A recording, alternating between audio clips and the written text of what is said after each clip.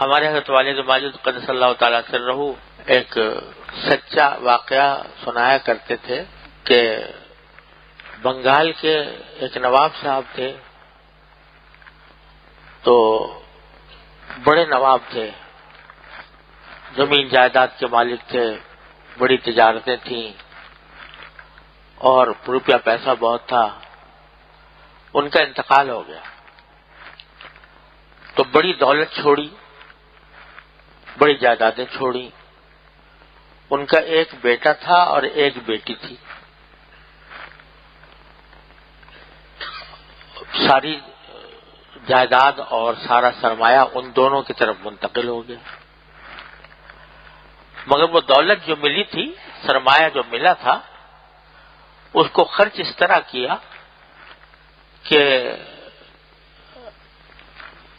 جو صاحبزادے تھے وہ ایک مرتبہ ماچس جلا رہے تھے. ماچس جلانے کی جو آواز ہوتی ہے اور اس سے جو بو نکلتی ہے وہ پسند آ گئی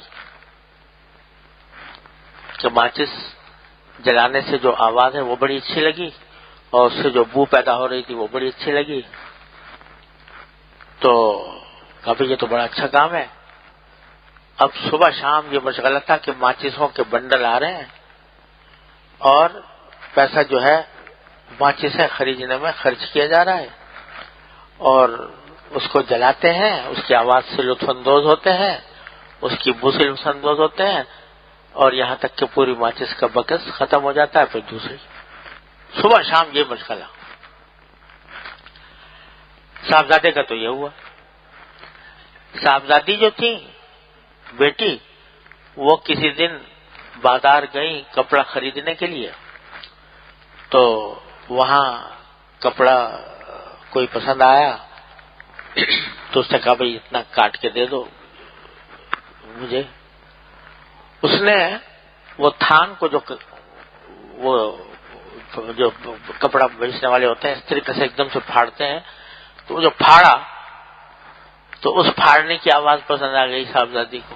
تو انہوں نے یہ مشغلہ اختیار کر لیا کہ روز تھان آ رہے ہیں کپڑے کے اور اس کو پھاڑا جا رہا ہے، اس سے جو آواز نکل رہی ہے وہ صاحبزادی کو پسند آ گئی ہے. صبح شام تھان کے تھان آتے اور ان کو پھاڑا جاتا اور ان کی آواز سے صاحبزادی لطف اندوز ہوتی. تو صاحبزادے ماچس کی آواز اور اس کی بو سے محظوظ ہو رہے ہیں اور صاحبزادی جو ہیں وہ کپڑے کے پھاڑنے کے عمل سے لطف اندوز ہو رہی ہیں، یہاں تک کہ ساری دولت اس میں خرچ کرتی، سرمایہ اس میں خرچ کرتی. اور پھر نتیجہ یہ ہوا کہ جب ساری جائیداد بک گئی، سرمایہ لٹ گیا، پیسے نہیں رہے، تو یہ دونوں وہاں بھیک مانگا کرتے تھے. اور وہ جگہ جہاں پر کہ یہ بھیک مانگتے تھے وہ بیگم بازار کے نام سے مشہور، اس واسطے کہ وہاں یہ بیگم صاحبہ وہ بھیک مانگا کرتی تھی. تو سارا سرمایہ ضائع کر دیا کاہے میں؟ یہ بذرا سی کان کی لذت، وہ بھی ایک خیالی لذت، اس کے اوپر سارا سرمایہ ضائع ہو گیا. آج یہ واقعہ اگر ہم سنتے ہیں یا سناتے ہیں، جو بھی سنتا ہے وہ ہنستا ہے کہ ایسے بھی بیوقوف دنیا میں ہوتے ہیں کہ اپنی ساری دولت اس کام کے اندر صرف کر دی. لیکن اللہ بچائے جب مت الٹی ہوتی ہے تو اس طرح ہوتی ہے تو ہم ہنستے تو ہیں اور ان کو بیوقوف بھی قرار دیتے ہیں، لیکن اگر اپنی اعمال پر غور کریں کہ یہ اوقات زندگی کا سرمایہ جو اللہ تبارک و تعالی نے عطا فرمایا ہوا ہے کتنا بڑا سرمایہ ہے.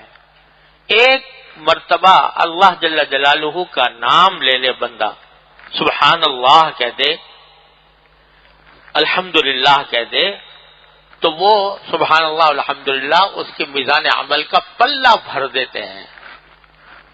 یہ نفع حاصل کرنے کے لیے اللہ تعالیٰ نے یہ سرمایہ دیا ہے. اس لیے دیا ہے کہ آخرت کے لیے سامان کرو، آخرت کی طرف کے لیے نفع تیار کرو. اللہ تبارک و تعالی نے جو وہاں پر نعمتیں رکھی ہیں وہ حاصل کرو، اس کے لیے سرمایہ دیا ہے. اور ہم اس وقت کے سرمایہ کو ضائع کر رہے ہیں، کبھی ایسی باتیں سن کر جو گناہ کی باتیں ہیں، گانا بجانا، فضولیات، غیبتیں کرنا، سننا، جھوٹ سننا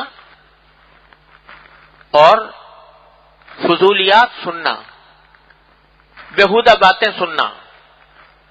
تو ان پر تو ہم ہنس رہے ہیں کہ وہ صاحبزادے اور صاحبزادی اپنے کانوں کی لذت کے لیے انہوں نے سرمایہ برباد کر دیا. مگر ہم جو کانوں کی لذت کے لیے سرمایہ برباد کر رہے ہیں، مجلسیں جمی ہوئی ہیں، جھوٹ بولا جا رہا ہے، غیبتیں ہو رہی ہیں، گانا بجانا ہو رہا ہے، بیہودہ باتیں ہو رہی ہیں اور اس سے لطف اندوز ہو رہے ہیں. تو یہ اس سے زیادہ بیوقوف، اس لیے کہ ان کی تو دولت وہ دنیا کی دولت تھی جو برباد ہوئی، اور ہم جو برباد کر رہے ہیں وہ آخرت کی دولت برباد کر رہے ہیں جو دائمی ہے، ابدی ہے، نہ ختم ہونے والی ہے. یا اگر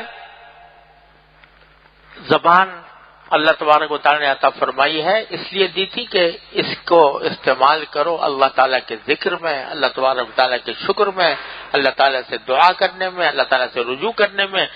ضرورت کے وقت باتیں بھی کر لو، جو ضروری باتیں ہیں وہ بھی کر لو، لیکن مجلسیں جمی ہوئی ہیں، جھوٹ بولا جا رہا ہے، غیبتیں ہو رہی ہیں، بلا وجہ کے تبصرے ہو رہے ہیں، اس میں تو یہ وقت ضائع ہو رہا ہے اور اپنے وسائل ضائع ہو رہے ہیں، سرمایہ ضائع ہو رہا ہے. یہ خسارہ نہیں تو کیا ہے؟